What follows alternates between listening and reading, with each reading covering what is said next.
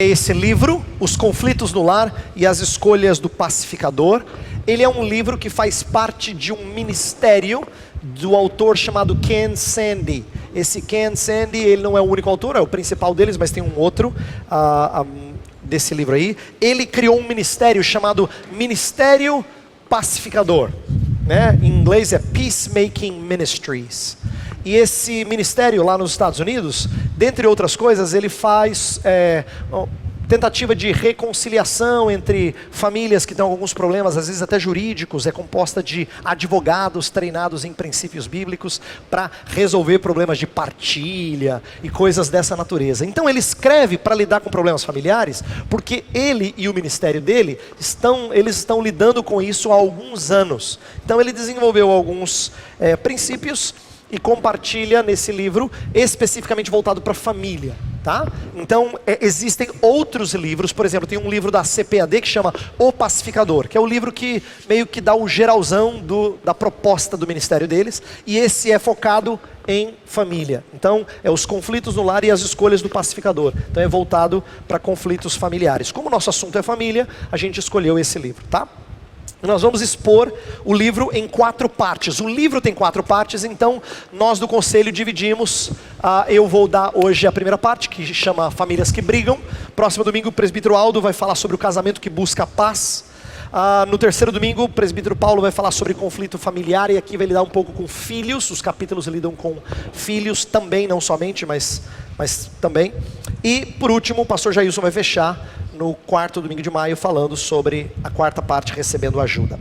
Eu quero então iniciar com algo que os autores colocam na introdução e abrem.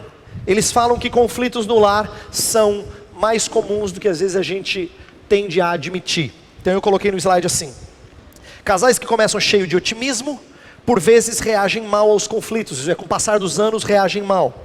Alguns promovem agressões verbais, gritaria e até agressões físicas.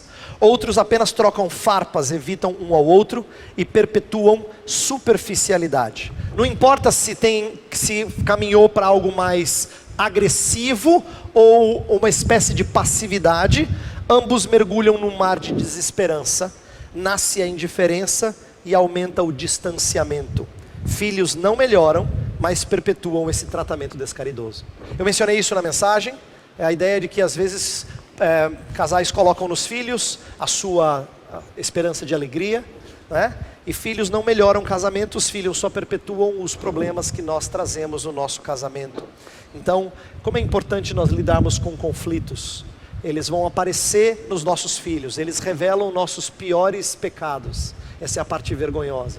Eles começam a mostrar quem a gente é e como a gente age, inclusive, com eles. Por isso que nós temos que tratar de conflitos no lar de maneira bíblica, antes do que colocando esperança em coisa errada. Nós vamos ter 3 partes nessa aula, e eu vou parar final de cada parte e abrir para perguntas. A primeira parte, eu vou falar do terreno escorregadio. É uma das contribuições, eu acho, mais legais desse livro. Ele tem um gráfico sobre como é que é lidar com conflito, e eu pedi ajuda da minha esposa, porque eu sou péssimo na parte gráfica, assim, para montar uma coisa bem simples, para te ajudar a entender a proposta desse gráfico. Ele vai falar do terreno escorregadio. Segunda parte é como é que eles tratam no livro sobre como conflitos são gerados por ídolos. E na terceira parte a gente vai ver pelo menos o início de uma estrutura pacificadora. Eu não vou trazer tudo aqui. Na verdade, o finalzinho é a parte mais curta, e eu vou só iniciar, e na expectativa de que as outras aulas vão solidificar isso. Então a minha aula é mais a introdução, eu trago os podres para fora, entendeu?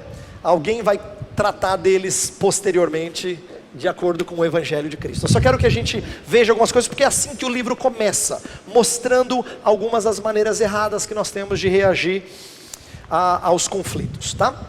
Então vamos para a primeira parte. Ele chama de terreno escorregadio. Ele vai descrever isso como sendo uma situação muito difícil. Quando a gente tem conflitos, nós temos a tendência de assumir extremos. e eles desenham uma espécie de uma colina ou um declive que tem, né, para um lado e para o outro assim uma inclinação cada vez mais íngreme, e a ideia é, se você vai um pouquinho para a esquerda ou um pouquinho para a direita, você tem chance de escorregar e entrar em situações mais perigosas. Então, os autores falam de 3 reações aos conflitos. As pessoas reagem de maneira evasiva, ofensiva ou pacificadora, que é o que eles vão propor. Mas eles vão dizer, que fique bem claro, evasiva e ofensiva são extremos, e o pacificador, embora seja bíblico, a gente vai ver no gráfico que tem certas atitudes que são bíblicas, que se a gente não cuidar, elas se tornam evasivas ou ofensivas. Eu vou explicar isso mais adiante, tá? Então, no certo sentido, as pacificadoras estão no meio, e manter-se no meio nem sempre é fácil. Vamos explicar o que elas são.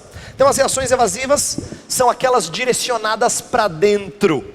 Elas temem a confrontação. Você conhece gente assim? Ou talvez você é assim. Aquele tipo de pessoa que está mais interessado em evitar conflito do que em resolver, né? A gente chama o famoso pôr panos quentes. Pessoal, para de brigar, gente, né? Para de brigar, não precisa, para quê? É mais fácil a gente não brigar. E aí, paz, tal. Esse tipo de pessoa, com reação evasiva, eles ficam mais ensimesmados. Os autores descrevem isso no livro, de que é um egoísmo direcionado ao eu. Como é que você reage a isso? Você reage lidando consigo.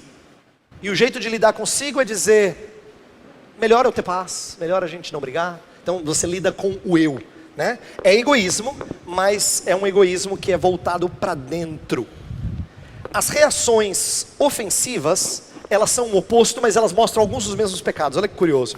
Querem vencer discussão. Tem muito dessa ideia. Quem é mais agressivo na hora de reagir ao conflito é aquele que está interessado em impor os seus direitos, né?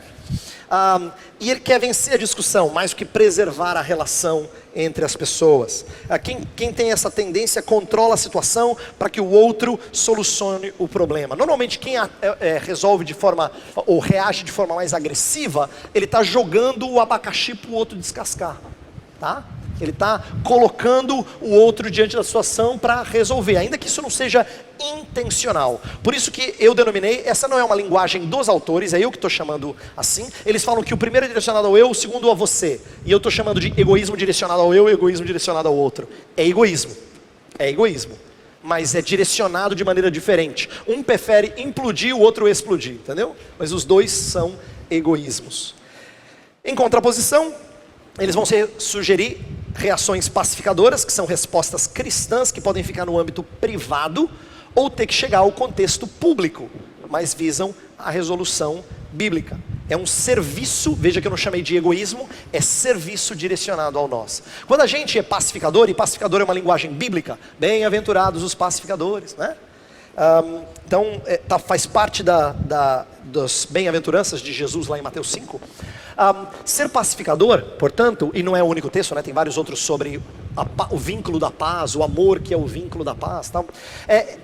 Às vezes se resolve no âmbito privado, às vezes você consegue junto com a pessoa resolver isso, e às vezes não resolve no âmbito privado, e não significa que você não queira a paz. Isso é uma coisa importante para a gente aprender. Às vezes isso tem que chegar em esfera pública, e por pública eu quero dizer ter que usar a igreja e a estrutura da igreja, às vezes que leva até a disciplina, para que conflitos sejam resolvidos. Mas isso não é não ser pacificador. É importante que a gente aprenda isso e ensine isso, tá? Porque dá a impressão de que quando você quer colocar o pecado de alguém para ser resolvido, e isso leva a público, você está estragando e está querendo só criar mais confusão. Não é verdade. A ideia é promover reconciliação. Por isso que ambos são expressão de serviço, mas como eu vou mostrar, tem serviço que é mais dolorido do que o outro. Isto é, quando a coisa fica no âmbito privado é mais fácil. Quando ela chega no âmbito público, aí ela é mais desgastante. É uma situação mais desgastante. Então o que eu quero trabalhar com vocês é isso aqui. É um declive escorregadio. Eu chamei de declive escorregadio, traduzindo uma proposta deles. E aí, o que eles... Eu achei que isso aqui seria bom para você ter a ideia bem visualmente presente. O que eles desenvolveram? Eles desenvolveram 2 extremos e um meio, que é pacificador, mas esse meio, à medida que você caminha para os extremos, ele pode gerar escorregão. Então imagine que isso aqui é uma encosta ou uma colina com gelo, né? Se você se deslocar muito para a esquerda ou para a direita, você pode perder o seu apoio e escorregar. De maneira similar, quando você vivencia um conflito, é fácil ficar defensivo ou antagonista. As duas reações pioram e podem levar a situações ainda mais extremas, tá? Então, a gente vai olhar parte por parte desse declive. Essa é a minha primeira parte da aula. Eu quero mostrar como eles apresentam isso aqui de maneira a explicar cada uma das reações. Então, você está vendo um monte de palavra aí, não se preocupe, a gente vai olhar uma a uma. Então vamos começar com partes aí dessa colina ou dessa encosta com gelo, como eles ilustraram. Vamos começar com as reações escapistas. A ideia é que você comece com negação, mas isso vá se agigantando para fuga e suicídio. Por isso que é extremo e é escorregadio. Quanto mais você entra nessa reação escapista, pior fica. Elas provêm de pessoas interessadas, de acordo com os autores, em fingir a paz. Eu sei que parece ofensivo isso, mas eles dizem, quem opta por essa negação, parece que está em paz, mas é fingimento. Parece que está em paz. Como é que está em casa? Não, está tudo bem. Tudo bem por quê? Porque nunca resolve o conflito. Eu sempre dou uma volta, e aí fica por isso mesmo, né? Eu sempre pego o carro, vou dar uma volta na praça, e aí esfrio a cabeça e acabou. Então, parece que tem paz, mas essa paz é fingida. Essas reações, elas se agravam de modo decadente. Então veja só, negação é fingir que o problema não existe ou recusar a aceitá-lo e ter que resolvê-lo. Tem uma história na Bíblia que é muito curiosa e que mostra um pouco disso. Eli, aquele famoso sacerdote que treinou Samuel desde pequenininho, ele tem 2 filhos que são a vergonha dele. E o texto bíblico dá a entender que ele não tratou dos seus filhos do jeito que deveria ter tratado. E depois os filhos se tornam, assim, a vergonha de Israel, e ele perde a sua reputação por causa de filhos que desonram. Ele chega até a tentar conversar com eles num determinado momento, mas já é muito tarde, eles já se tornaram homens devassos. Ele, portanto, é retratado por muita gente como uma pessoa que, pelo menos no começo desse processo, parece que negou o problema, né? Parece que ele não existe. E às vezes nós preferimos isso. É mais fácil a gente não admitir de que a gente tem problema do que tratá-lo. Bem, quando negação não funciona, a fuga entra em cena. E aí tem tipos diferentes de fuga, presta atenção. Você pode escapar para a garagem, para dizer assim, deixa eu esfriar a cabeça e vou para outro cômodo, né? Alguma coisa assim. Você pode terminar uma amizade, essa é a maneira de fuga. Você pode pedir demissão de um emprego, tem gente que prefere resolver assim. Você pode transferir-se para outra igreja, isso é muito comum quando os conflitos não se resolvem. Você, ainda mais nesse tempo de transição tão fácil, a gente muda de igreja, é isso que a gente faz. Ou no contexto da família, você pode pedir um divórcio. Todas essas reações são reações de escape, de fuga. E é claro que a fuga é legítima em alguns casos. Eu não estou dizendo que, por exemplo, casais que tenham algum tipo de abuso físico ou sexual não deva ter uma reação de proteção, mas na maioria das vezes esse não é o caso. Aqui fuga é no sentido de adiar uma solução. E é claro que o extremo disso é suicídio, é você, quando não vê mais solução, você tirar a sua própria vida. Do outro lado, então as reações ofensivas: ataque, litígio, homicídio. Essas reações são o contrário. As pessoas que têm reações assim ofensivas, elas não fingem a paz, elas rompem a paz, não estão nem aí, rompem a paz, são aqueles mais estourados, né? E o ataque aqui, que é a primeira parte nessa escalonação decadente, né? Pode ser tanto verbal quanto físico, mas ele ainda fica no âmbito mais privado, entendeu? Quando entra litígio, e aqui lembra, está sendo escrito por uma pessoa que é advogada, né? O Ken Sande, uma das suas profissões ele é advogado. Ele está dizendo, entrou no âmbito público, você está disposto a queimar reputações e a tornar esse caldo ainda mais, né, grosso. Tem um caso, uma história bíblica bastante útil para a gente pensar. Na verdade não é uma história, mas um texto em que Paulo orienta os coríntios, dizendo que tem gente na igreja que está levando o outro para o tribunal. E Paulo vai dizer, gente, vocês têm que resolver isso em família. Mas a partir do momento que isso sai do âmbito familiar e entra no âmbito legal, existe um escalonamento de ataque. Quando a gente entende que isso tem que ser resolvido de forma que eu não consigo e tem que haver uma atividade mais intensa, né? E é claro que o homicídio é o ato extremo, mas antes que você e eu pensemos assim, graças a Deus nunca cheguei a esse ponto, nós várias vezes já nutrimos ódio consumado, e na escritura, quando você odeia o outro com ódio consumado, a escritura fala que você é um homicida. Então essas coisas não estão distantes da gente. Tudo bem que pode ser que a gente não tenha ainda levado as coisas às últimas consequências, mas elas são típicas de quem é mais explosivo. Agora vamos lá, reações pacificadoras.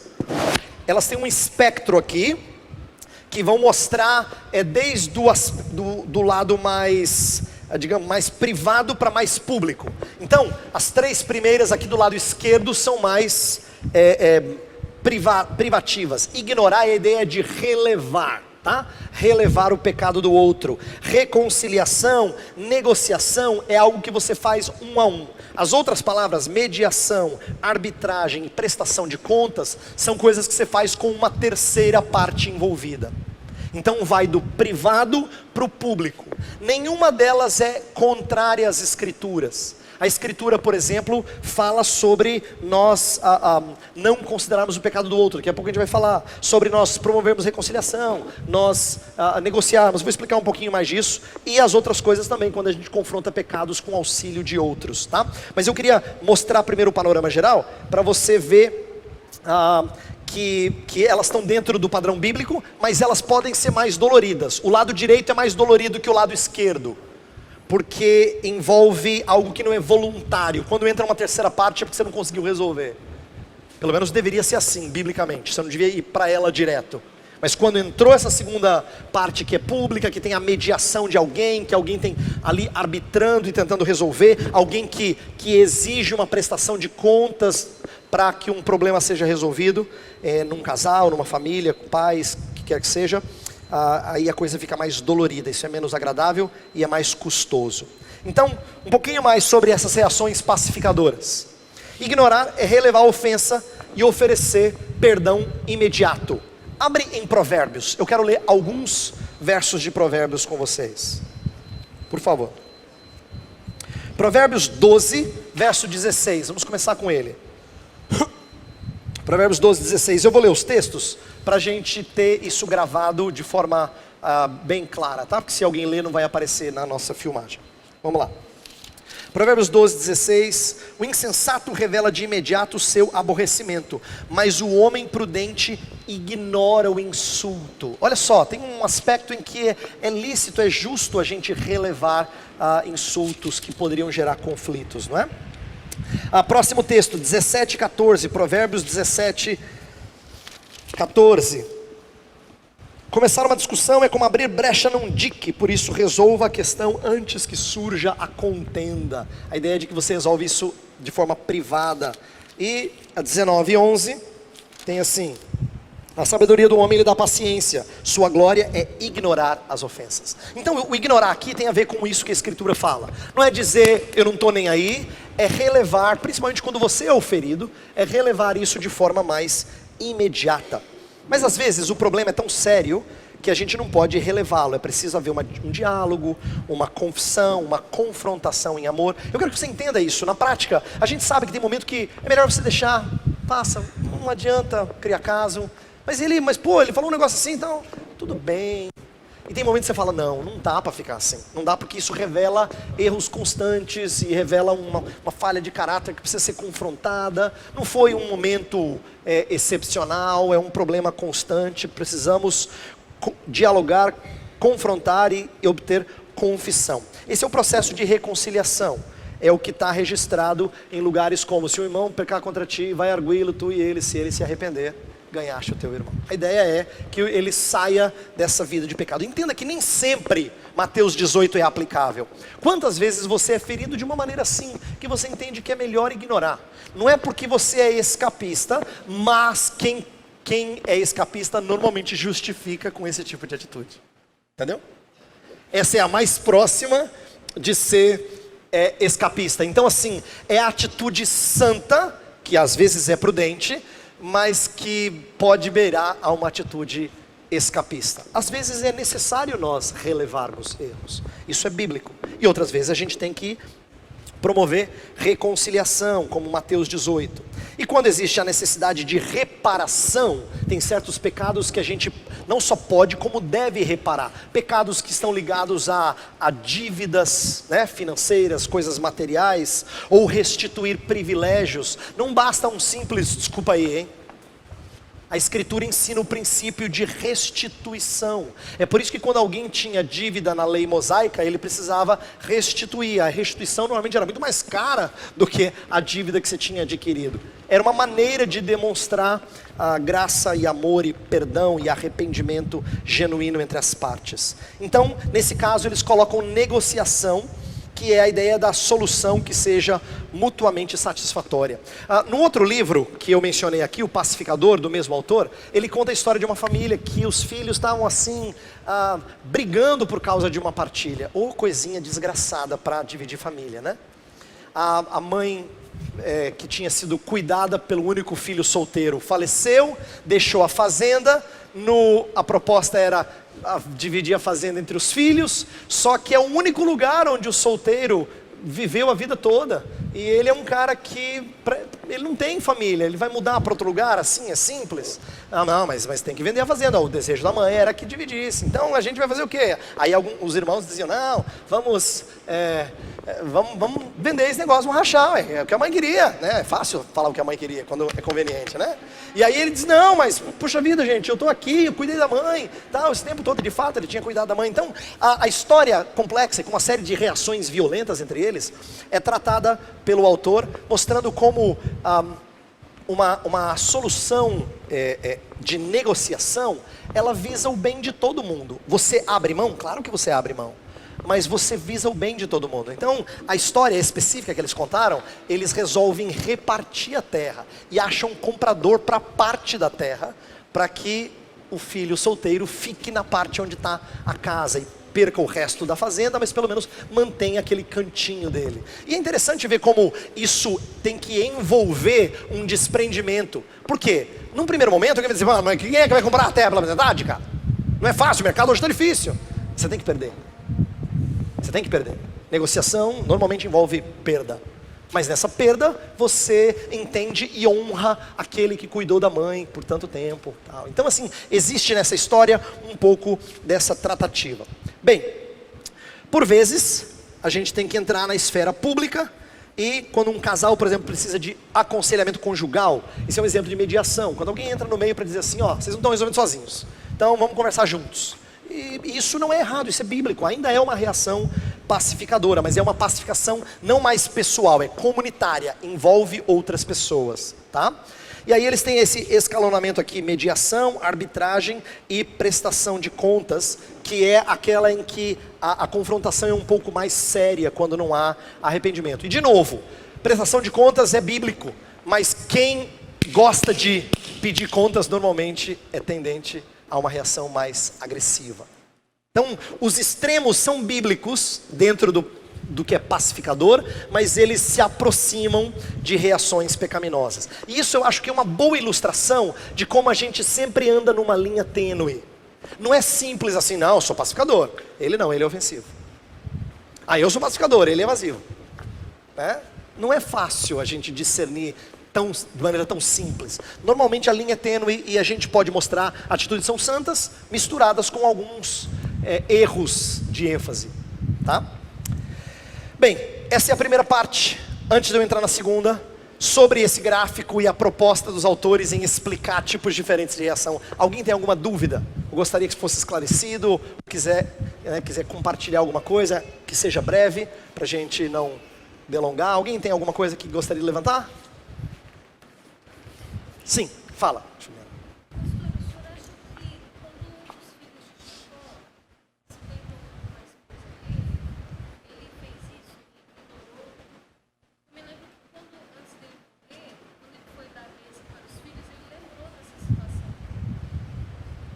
Tá. Não tratou disso. E só quando ele foi morrer que ele lembrou dessa situação. De repente foi essa situação. Você está falando de deitar com uma das esposas, você diz Jacó deitar com... Um dos filhos de Jacó deitou com a esposa dele. Você não está falando da história de Judá com Tamar, você está falando de... O Rubem e a concubina, não lembro o nome da esposa. De uma das concubinas, é isso? Se você achar a passagem, a gente pode ler. Vai lá no finalzinho, se você achar a passagem, a gente tenta trabalhar com isso, tá? Ver se a gente consegue dar uma resposta satisfatória. Alguém tem alguma outra coisa? Enquanto Juliana procura? Sim, fala. Familiar de Davi foi, perdão a expressão, mas foi uma desgraça. Sim, Porém, ele era um homem segundo o coração de Deus. ok. Deus o abençoava na sua família. Ok. Ou não. Ok. A família não foi boa. Ok. Tudo aconteceu. Então a pergunta foi, a família de Davi é uma família desgraçada, né? Literalmente. Assim, com problemas. E aí a pergunta foi, mas ele era um homem segundo o coração de Deus. Deus o abençoou na sua vida familiar? Então essa é uma boa pergunta e eu acho que a melhor resposta que consigo dar de bate-pronto aqui é que Deus pode ser abençoador em nossa vida e não necessariamente remover todas as consequências dos nossos pecados. E a vida familiar dele vai ser um constante lembrete da sua deslealdade para com o Senhor. Ele fez enquanto rei, enquanto representante. Ele é o mediador entre Deus e o povo. E ele fez o quê? Ele desonrou o Senhor, ele adulterou. Então, aquilo que Deus trouxe sobre a família, a espada que não se apartava da sua família, eu acho que é um constante lembrete, tá? De Deus na vida de Davi. Então, Deus o abençoou na sua vida familiar? Sim. Em partes, por exemplo, ele teve um herdeiro para o trono, ele poderia não ter tido, teve. Salomão não só pegou o trono de Davi e continuou, ele expandiu. O período de maior riqueza e glória de toda a história de Israel é durante o reinado de Salomão. Então ele é um cumprimento pequeno das promessas que Deus fizera a Davi, de que teria um descendente, reinaria para sempre e tal. Mas não é Salomão, Salomão só aponta para um outro filho de Davi. Então teve bênção, mas não foi completa. Ela é manchada por essa quebra da atitude de mediador. Inclusive isso acontece outras vezes na Bíblia. Moisés, por exemplo, foi um homem também mais manso sobre a terra, diz a Escritura. E no entanto, quando ele erra aquela vez, Deus fala, você não vai entrar na terra. Você fala, meu Deus, está sendo bravo, né? Se Deus é meio assim, severo. Mas esses são exemplos de como Deus está tratando o mediador daquela relação. Tá? O mediador é tratado de forma bastante severa mesmo. Isso acontece com Davi, isso acontece com Moisés, mas é porque Deus vai tratar o mediador dos mediadores de forma severa. Embora ele não tenha falhado nenhuma vez, ele recebe o pior tratamento de todos, em prol do seu povo. Deus está ensinando um princípio, tá? Podemos prosseguir? Juliana, se você não encontrou, depois, ou você já encontrou? Encontrou? Você quer falar qual é a referência? Fala a referência para a gente ler. Ela está tentando usar uma referência um dos filhos de Jacó.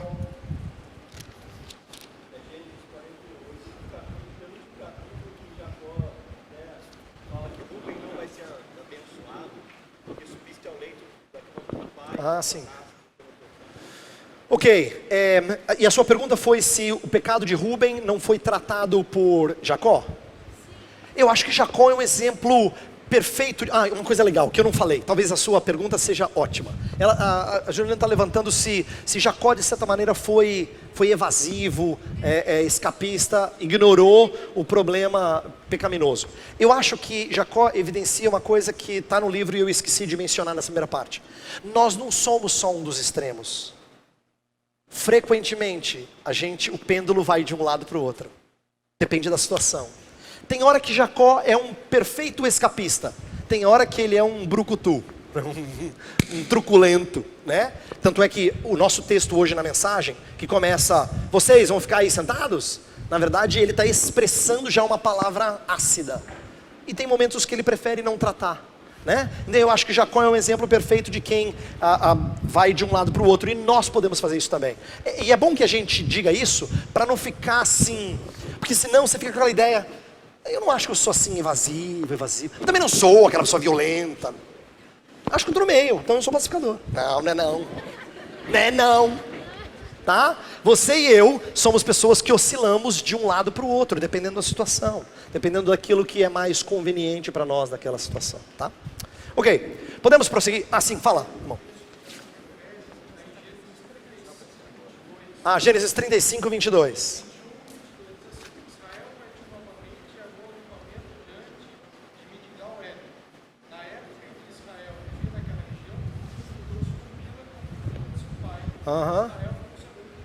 Ok, perfeito. Então é um exemplo de alguém que pecou contra o seu pai e mesmo assim o seu pai não lidou com o problema. É o exemplo de Rubem que você tinha levantado, tá? Então eu acho que é um bom exemplo de um Jacó que está, talvez ao invés de lidar com o problema, aqui acho que é o exemplo perfeito de mistura. Ele prefere jogar contra esse seu filho a culpa dele. Tanto é que o tratamento com os filhos de Lia nunca é um tratamento caridoso. Não é assim, eu amava vocês, mas olha o que vocês fizeram comigo, me traíram, deitando com a minha concubina. Não é verdade. Então, acho que existe um pouco de cada. Existe ataque e existe também a não resolução do problema. Tá? Vamos andar, gente. Vamos para a segunda parte. E aí eu abro de novo para perguntas e você pode levantar questões. Veja lá. A segunda parte é conflitos gerados por ídolos. Então, aqui... tirei uma citação dos autores quando eles explicam Tiago 4, 1 a 3. Abra sua Bíblia primeiro para a gente ler o texto, depois a gente lê o comentário deles. Tiago 4, de 1 a 3. Tiago 4, de 1 a 3 diz assim: de onde vêm as guerras e contendas que há entre vocês? Não vêm das paixões que guerreiam dentro de vocês? Vocês cobiçam coisas e não as têm, matam e invejam, mas não conseguem obter o que desejam. Vocês vivem a lutar e a fazer guerras. Não têm porque não pedem. Quando pedem, não recebem, pois pedem por motivos errados, para gastarem seus prazeres. O que os autores vão fazer, nessa segunda parte que eu estou expondo aqui, é o segundo capítulo do livro, eles vão mostrar que conflito surge quando nós temos desejos idólatras e eles não são satisfeitos. Então olha só uma citação deles aqui. Tiago 4, de 1 a 3, descreve a raiz do conflito destrutivo. Os conflitos nascem dos desejos não satisfeitos em nossos corações. Quando sentimos que não podemos ser satisfeitos, a menos que consigamos o que queremos ou o que achamos que precisamos, o desejo se torna uma exigência. E nós julgamos e punimos aqueles que se colocam em nosso caminho. Então, nessa citação aqui, está empacotado tudo aquilo que eu quero falar nessa segunda parte. E eles têm uma sacada muito interessante, eu acho que é uma das partes ricas desse livro. Eles vão mostrar que idolatria não é uma coisa que vem de maneira avassaladora. Ela brota e ela cresce. E ela cresce e começa a ser mais exigente nas suas expectativas, nas suas reações. Então certas reações nossas revelam quanto que essa idolatria já agarrou o nosso coração. Então vamos lá. Eles dão 4 passos nessa progressão. A primeira progressão desse ídolo começa com eu desejo. Então olha só, o desejo por paz e silêncio depois do trabalho, ou o desejo por filhos respeitosos, ou uma casa limpa exigida pelo marido metódico, ou a reforma da casa pela esposa irrequieta, a aquisição de outras roupas ou eletrônicos, mais momentos de intimidade e carinho. Todos se tornam pecaminosos quando não tê-los evidencia a nossa insatisfação na vida. Veja que eu não selecionei coisas que são pecaminosas em si. Eu selecionei as coisas mais comuns que geram atrito entre nós. É quando a gente quer coisas que são legítimas, mas que a gente quer tanto, que você diz, poxa, nem para retribuir assim, a gente diz. Depois de tudo que eu te fiz, nem para retribuir assim. A nossa expectativa é que um pouquinho de amor só, né? Um pouquinho, não estou exigindo muito. Você devolvesse isso para mim, né? E isso normalmente é o que gera atrito. O que isso revela? Revela que o Senhor não é a nossa satisfação. Olha o Salmo 73. Eu achei esse verso fantástico. Quando os autores citaram esse verso, eu falei, gente, esse verso é perfeito. Por quê? Abre lá o Salmo 73 e você vai entender. O Salmo 73 começa assim, que Deus é bom para com Israel, mas quase que meus pés escorregaram, porque eu comecei a olhar a prosperidade dos ímpios e eu fiquei invejoso, o olho cresceu.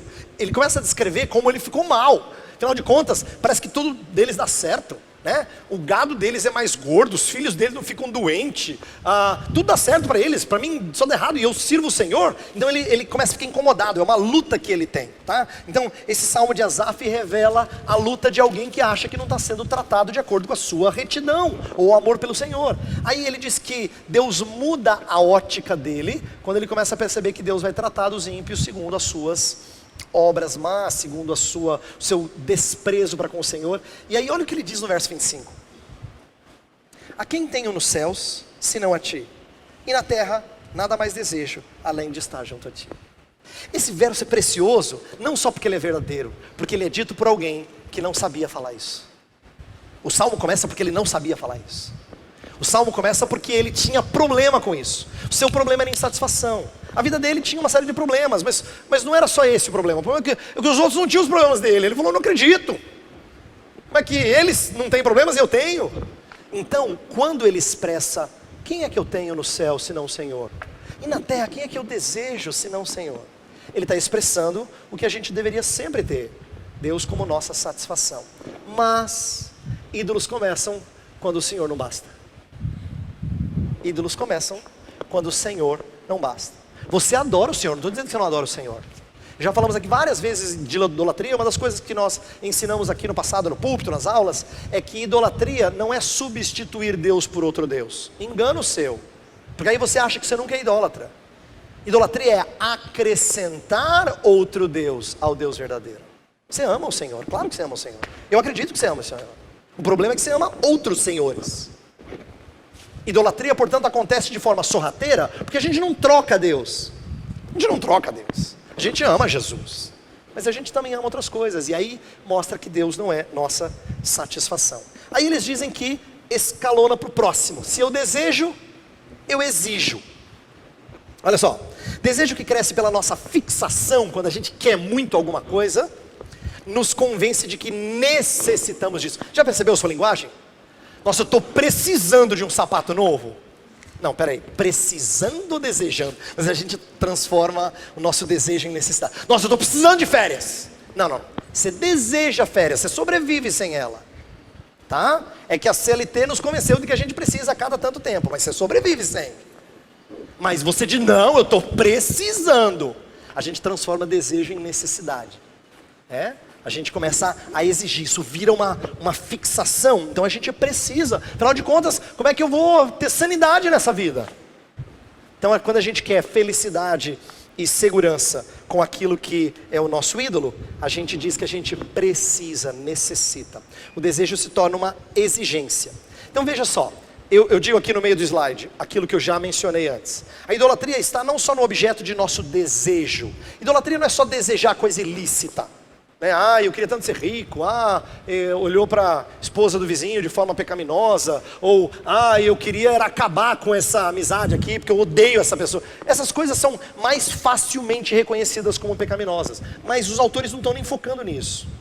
Eles estão focando na ideia de que quando a gente tem desejos lícitos, mas com uma intensidade errada, isso ganha o nosso coração.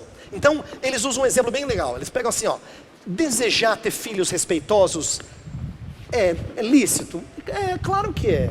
Não é errado querer que os nossos filhos nos respeitem, nos honrem. Só que quando isso nos tira do sério, nos leva à ira, isso revela duas coisas: que a gente queria muito que eles seguissem o caminho do Senhor, mas misturado com o nosso anseio por tranquilidade ou por êxito na educação deles. Alguns de nós ficam irados porque eles tiram a gente do sério, no sentido de que eles perturbam os filhos, perturbam a nossa tranquilidade. Mas outros de nós não, são mais tranquilos. Essas pessoas não ficam iradas porque eles estão acostumados com barulho e tudo bem. Não, mas eles ficam mais incomodados quando o filho revela o fracasso deles. Então isso só mostra como um desejo justo, como querer filhos que nos respeitem, pode se tornar idólatra, porque revela coisas não muito boas no nosso coração. Então, eu desejo, eu exijo, e depois, aí eu julgo, é o próximo passo. Quando o outro não cumpre nossas expectativas, nós o criticamos e o condenamos, tanto nos corações como em palavras. Aí a gente maceta o outro como pode, né? Se são os filhos, a gente rispidamente, duramente os coloca debaixo de castigo. Se é o cônjuge, a gente priva de alguma coisa que ele ou ela gosta, ou de comunicação. É a maneira da gente julgar. As falhas do outro e os meus direitos me consomem. Não há espaço para fracasso. Normalmente quando o ídolo chegou nesse ponto, não tem mais, não, poxa, mas todo mundo erra, errou de novo, tudo bem, ué. Normalmente isso já me ganhou, me consumiu de tal forma que eu não consigo mais admitir fracasso. Então meu juízo pecaminoso indica indignação ou amargura. Esperamos que o outro seja leal aos nossos ídolos. E aqui é interessante. Olha como a idolatria é enganosa. No fundo, a gente é fanático pelo nosso ídolo. Por quê? Quando o nosso ídolo não é atendido, a gente julga o outro, na expectativa de que fosse. Então a gente é religiosamente fanático por isso. Porque a gente é capaz de exercer juízo, papel que não é nosso. Uma das coisas que José vai aprender na nossa história, lá no capítulo 50, no finalzinho, ele fala assim: por acaso estou eu no lugar de Deus? E ele está falando isso para os irmãos para dizer: não, eu não vou exercer juízo sobre vocês. Não estou aqui para condenar vocês pelos pecados que vocês cometeram contra mim. Mas isso é o que ele vai aprender no final da história. Porque normalmente quando a idolatria nos vence, nos ganha e nos cativa, a gente julga, a gente sentencia. E como a gente julga, o último passo é: eu castigo. Eu desejo, eu exijo, eu julgo, aí depois eu castigo. Ídolos sempre exigem sacrifício. Essa é uma das coisas que eu aprendi com esse livro. Eu comecei a lê-lo anos atrás, alguns anos atrás. E aí, essa é uma das coisas que mais chamou a minha atenção. Eles falaram assim, pode perceber, toda religiosidade primitiva tem sacrifício. Ídolos também exigem sacrifícios. Então, alguém tem que sangrar. Funciona assim. Alguém tem que sangrar. Idólatras sempre sacrificam alguma coisa. Quando nossa exigência não é satisfeita, nossos ídolos demandam que o outro sofra. Sacrificamos o cônjuge ou um filho no altar idólatra, tanto com violência, como com palavras rixosas de insatisfação. Provérbios 27, verso 15, é o famoso texto que revela o que acontece quando nossos ídolos nos consomem. A esposa briguenta é como o gotejar constante num dia chuvoso. Pode ser que o marido seja o estourado e ela fica espizinhando. Os dois são idólatras, né? Ela é a rixosa, ela é igual goteira. Plic, plic, plic. Você está tentando dormir, né? E ele estourado. Os dois demonstram os mesmos problemas, só tem reações diferentes. Nossos conflitos surgem de um coração idólatra. Bem, antes da gente ir para a última parte, que é mais curta, eu quero parar aqui e abrir para perguntas. O livro está tentando revelar por que conflitos surgem, e ele então entra no tema de idolatria para mostrar como é que a idolatria vai escalonando e crescendo. Então, primeiro, a ideia do declive escorregadio, né? A gente caminha para extremos. Quanto mais próximo do extremo, mais fácil a gente escorrega de vez para o mais grave. E a ideia de ídolos que vão crescendo, só para mostrar para a gente que pecado, a gente não tem controle de pecado para estacioná-lo. Isso é uma coisa boa para a gente aprender. Toda ingenuidade espiritual é aquela que acha que ele pode parar o pecado a hora que ele quiser. Isso é ingenuidade. Ele acha que ele pode frear a qualquer momento. Não pode. Não pode. Você não consegue. Porque é igual estar numa encosta repleta de gelo. Você vai pisar e vai escorregar e vai cair para o mais fundo. Então é importante que a gente seja lembrado disso. Alguma pergunta? Ou comentário? Fala, Alemão.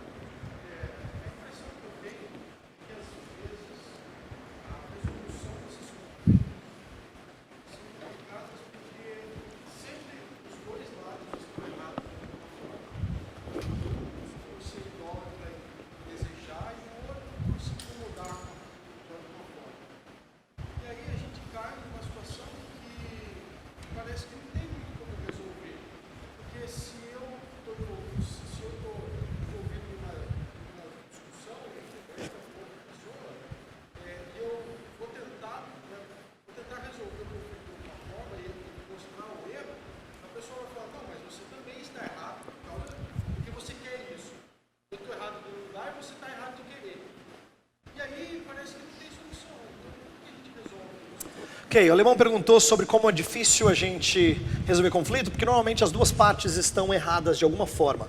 Talvez um tenha a idolatria, o desejo, e o outro fique incomodado porque o outro tem o desejo não satisfeito. Então, no final das contas, os dois erram. Veja, seria desesperador se Deus não providenciasse uma família.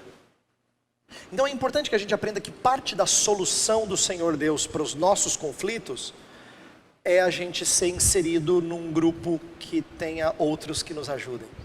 Então o ponto é o seguinte: nós podemos e devemos nos esforçar, Alemão, para resolver primeiramente de forma pessoal, a pacificação pessoal, aquele lado esquerdo do nosso gráfico lá, que são o contato, mas é muito comum de não conseguirmos. E aí que a gente tem que entender o papel da igreja e como isso também é evangelho. Às vezes a gente tem uma visão equivocada do processo de disciplina, dando a impressão que a disciplina é o momento da surra, do castigo, quando na verdade não é pagamento, é disciplina. E a gente tem que lembrar isso quando faz com os nossos filhos. Não é pagamento, é disciplina. E disciplina é expressão graciosa. É ajudá-los de maneira mais dolorida, o que a pacificação primeira não resolveu. Então quando a gente não consegue, aí é necessário que a gente compreenda que uma das implicações do evangelho é o contexto de igreja. E a necessidade de a gente envolver outros. Não é fácil a gente fazer isso, porque existem certos conflitos que nos envergonham muito. E a gente não traz a público para resolver. Então o que a gente faz? Normalmente a gente é escapista. A gente diz, acho que não tem casamento perfeito, fazer o quê? Vamos ficar por isso mesmo. E aí, né? Então, eu fico feliz com a sua pergunta, porque ela revela de fato a nossa impotência. Muitas vezes parece que não dá porque são dois pecadores. E graças a Deus que não tem só dois pecadores no mundo.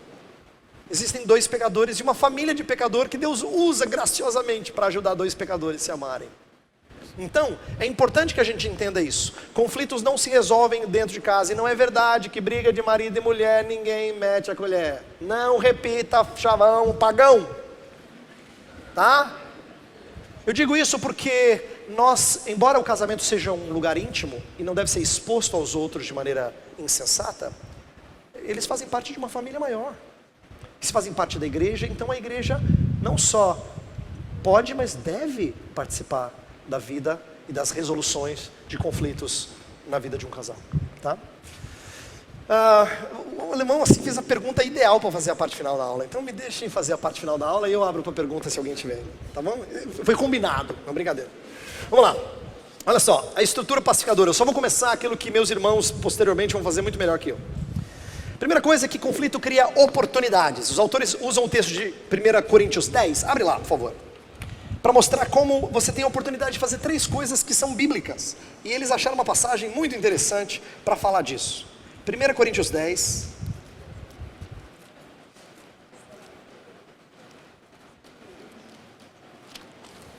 (31) até 11:1. Diz assim: assim quer vocês comam, bebam ou façam qualquer outra coisa, façam tudo para a glória de Deus. Não se tornem motivo de tropeço, nem para judeus, nem para gregos, nem para a igreja de Deus. Também eu procuro agradar a todos de todas as formas, porque não estou procurando o meu próprio bem, mas o bem de muitos, para que sejam salvos.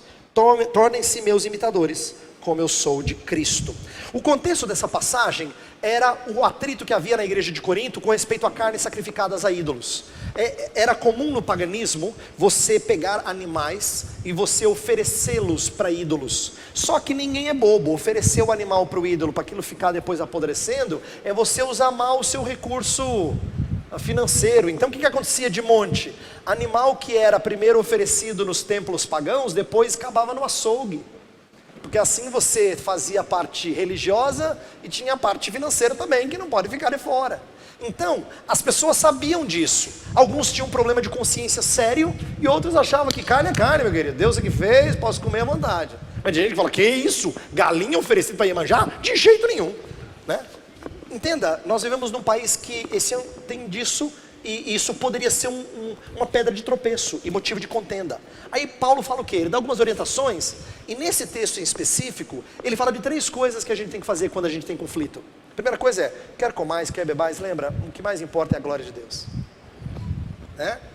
Você é uma oportunidade para você glorificar a Deus. Ah, mas lá na igreja tem muita gente topeira que assim é muito infantil, acha que é pecado, tal coisa. Querido, é oportunidade para você honrar o Senhor. E se você honra o Senhor, então esse conflito tem que ser resolvido da melhor maneira possível, inclusive para o próximo. Não só para legitimar sua prática, seus prazeres, suas vontades. Então, a oportunidade de glorificar a Deus, de servir as pessoas, verso 32, fala assim, 33, eu procuro agradar a todos de todas as formas. Isso aqui, lido de maneira errada, fala, Paulo temia homens, temor de homens. Não é isso que ele está falando. Paulo está querendo explicar, ele falou isso no capítulo 9, que ele se faz judeu para com judeu, gentil para com gentil, para ganhar o maior número possível. Ele é capaz de anular algumas das suas vontades, preferências e identidades, para ele poder servir as pessoas. Conflito é uma oportunidade de servir as pessoas. E por último, de crescer e ser como Cristo, por isso que ele chama, sede meus imitadores, como eu sou de Cristo. É uma oportunidade para a gente crescer. Então aqui, poucos versos, 3 princípios bem abrangentes sobre oportunidade de crescimento. Agora para a parte final, isto é, dessa aula, eu tenho 2 slides. O primeiro são o que os autores chamam de os 4, eu é que fiz isso aqui, tá? É uma tradução minha, em inglês é outra letra, é G, mas eu resolvi colocar E, e eu vou explicar por quê. Os 4 Es da pacificação. Então, olha que interessante. Escolha glorificar a Deus, acabamos de falar disso. Quer comais, quer bebais, fazer tudo para a glória de Deus. E o que é escolher glorificar a Deus? Honre a Deus recorrendo à sua graça restauradora. Na hora que a gente tem conflito, a primeira coisa que tem que acontecer é a gente não achar que a gente dá conta. Que é normal, se você já passou por isso antes. Isto é, se você já passou por uma tempestade assim, mais comum é você dizer, não, já sei, tem que ficar calada, espera um pouquinho, deixa passar, ele é meio estouradinho mesmo, daqui a pouco vai resolver. Não é verdade. Você acha que resolveu, mas ele ficou ali, ó. Então, você precisa do Senhor. E então, dependência do Senhor, honra a Ele. Primeira coisa é, escolha glorificar a Deus. Dependa da sua graça restauradora. Segunda coisa, extraia a trave do seu olho. Lembra o texto de Mateus 7? Abre lá. Mateus 7, verso 5. Mateus 7, verso 5, diz assim: hipócrita, tire primeiro a viga do seu olho, e então você verá claramente para tirar o cisco do olho do seu irmão. O segundo E da pacificação é que você não vai pacificar se você diz, então, eu vim falar contigo porque você também é um nó cego. É igual assim, eu já vi gente tentar reconciliar, mas é uma nhaca.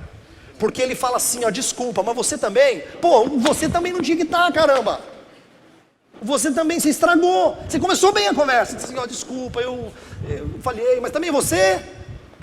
Pronto, jogou fora. Jogou no lixo. E a gente faz assim. É uma maneira de você compensar. Eu errei 50%, mas você também errou 50%. Para! Você não vai conseguir nunca assim. A maneira bíblica é, primeiro tira a trave do seu olho, para depois você ver o cisco no olho do seu irmão. A trave é grande. Olha só, você não está enxergando o seu topeira. Em vez de olha o cisco no outro e você não enxerga os seus próprios pecados. E lembra, por que isso é importante? Embora pareça jocoso da maneira como estou colocando, é porque essa é a parte triste e revela o meu pecado. Quando eu julgo os outros, eu me coloco na situação como se eu fosse o mais certo das pessoas. Eu faço parecido com aquele credor incompassivo da parábola de Jesus, lembra? Ele cobra de quem lhe deve, quando na verdade ele foi perdoado de muito mais. A gente faz igualzinho. Quando os conflitos se agigantam, a gente assume postura de justiça. Ela me deve. Então assim, é tão mal. Por isso que a segunda E é extraia a trave do seu olho primeiro. Reveja suas palavras, suas ações, examine as suas motivações. Até quando você pareceu se comportar, seu coração não foi bem. Terceiro E, enfrente gentilmente. Gálatas 6, abre lá. Gálatas 6, verso 1.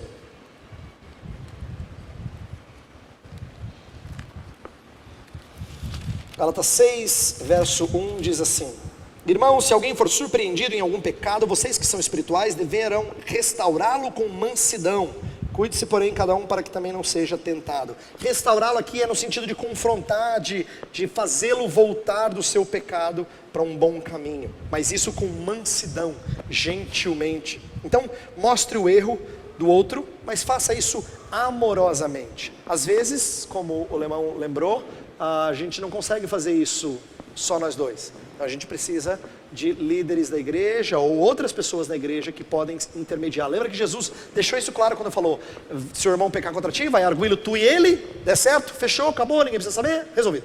Se não deu certo, leva um irmão, para que por 2 ou 3 testemunhas, né, se resolve. Não deu certo, leva a igreja. Então a ideia de crescer para mais pessoas envolvidas é porque Cristo quer que a gente tenha uma esperança. Não é assim, eu já tentei e não deu certo. Não tem só Mateus 18:15, tem o 16 e o 17 também, não é? Tem o 16 e o 17, mas você para no 15, porque não deu certo. Não deu certo porque você é um pecador e ele é um pecador, ou ela é um pecador, né? Bem, último, encontre reconciliação. Mateus 5:24 é um texto muito interessante, que fala que se tem um irmão que tem alguma coisa contra você, e você está lá no altar para oferecer sacrifício, você faz o que? Verso 24: deixe sua oferta ali diante do altar e vá primeiro reconciliar-se com seu irmão, depois volte e apresente sua oferta. O reconciliar é remover um obstáculo. Não é a gente agora está bem, porque às vezes isso é possível e às vezes não é. Paulo disse: no que for possível, tendes paz com todos os homens. Às vezes não é possível. Então a reconciliação aqui não é subjetiva, não é fazer o outro gostar de mim. Eu não tenho poder para fazer isso, mas é remover aquilo que atrapalha. Se o que atrapalha é uma dívida, eu removo. Se o que atrapalha é desconfiança, eu removo o objeto da desconfiança. Se o que atrapalha é algo que eu tenho em casa, eu tiro de casa, entendeu? Assim, se tem um obstáculo, eu removo esse obstáculo. Se tem alguma coisa que atrapalha, eu removo. Isso é buscar reconciliação. Então, remova obstáculos e conceda perdão. Essas ideias vão ser melhor expostas ao longo do livro, mas eu termino a aula com esse slide aqui, ó. Por que eu coloquei 4 es? Porque eu queria terminar com o quinto e o melhor dos es, né? As 4 atitudes do slide anterior não são receita de pacificação. Romanos 12:18 é o texto que eu falei: no que for possível. Às vezes não é possível, ter paz com os outros. Todavia eles evidenciam a obra de Cristo por nós, e isso é um testemunho. Quando você é um pacificador, essa é uma das melhores maneiras de você testemunhar a obra de Cristo na sua vida. No Evangelho, o quinto E, temos tanto o modelo quanto a motivação para a pacificação. Entenda que o Evangelho funciona das duas maneiras. Ele apresenta modelo, tanto é que as histórias, as narrativas e os exemplos, inclusive de Cristo, são explicitados na Escritura, que devem ser imitados. Mas eu e você não conseguimos se o Evangelho também não for nossa motivação, a força que nos propele a fazer algo, nos move a fazer algo, tá? O Evangelho ainda nos proporciona a igreja, o sistema de apoio para a pacificação. Então olha como o Evangelho é abrangente. Evangelho tem a ver com um modelo santo, Evangelho tem a ver com uma motivação do Espírito, Evangelho tem a ver com um contexto eclesiológico em que a gente aprende uns com os outros. Tudo isso é Evangelho. Evangelho é bem abrangente. Evangelho não é só aquela coisinha que a gente aprende quando a gente se converte. Evangelho é bem rico em suas implicações. Só que isso aqui é só o comecinho da parte boa. O resto da parte boa, os demais professores vão trabalhar. Vamos abrir para poucas perguntas, porque o horário já se esgotou, e aí a gente fecha. Levantou a mão? Alguém gostaria de fazer alguma pergunta antes de nós encerrarmos, para a gente não esticar demais o nosso tempo? Estou sentindo que a fome está palpitando mais do que o desejo de levantar a mão. Está mais aqui nessa região, aqui, problema. Tá bom, então nós vamos orar. Se você quiser fazer pergunta depois, vem aqui à frente, eu vou ficar aqui um pouquinho, a gente pode conversar, tá bom? Vamos orar. Pai bendito, nós te agradecemos pela oportunidade de estudar um livro que nos confronta mostrando como nós somos passíveis de erros, de desajustes na maneira como nos relacionamos uns com os outros. Perdoa-nos, Senhor. Faz-nos reconhecer nossa necessidade de Ti o tempo todo. Te damos graças pelas famílias que aqui estão, que têm sido guardadas por Ti, mas reconhecemos que não há perfeição em nossas famílias. Por isso pedimos que o Senhor nos entristeça o coração, e nos faça enxergar nossos erros, e nos conduza num caminho de perdão, de reconciliação. Queremos que nossa igreja testemunhe com atitudes pacificadoras. Oramos pedindo essas coisas em nome de Jesus. Amém.